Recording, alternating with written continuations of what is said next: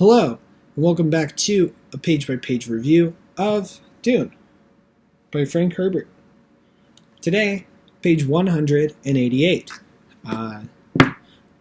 Page 188 continues the conversation in the Ornithopter between Leto and Kynes, with Paul and Halleck in the back. The subject of the worms is continued, in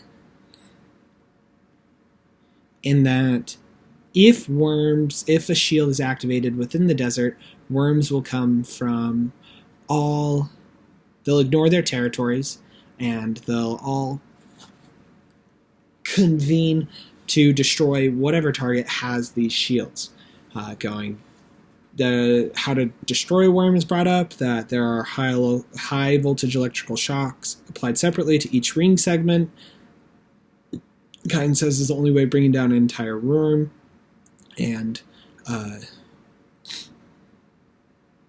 preserving it, that barring atomics, there's no explosive powerful enough to destroy them. They're incredibly tough.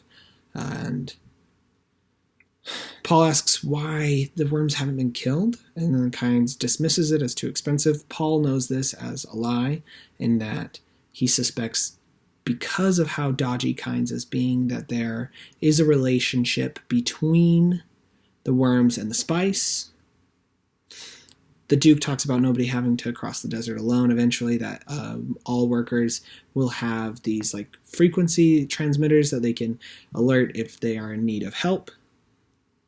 Kynes, in a very derogatory fashion, describes it as very commendable, and later lists all the reasons why it won't work, and that mainly because Arrakis is just really tough on equipment. And then we end mid his dismissal of the shields. A decent page, and one that we learn more about worms and how they're used on the planet and their relationship of Dune. Let me know what you guys think of the worms and why Leto would want them destroyed.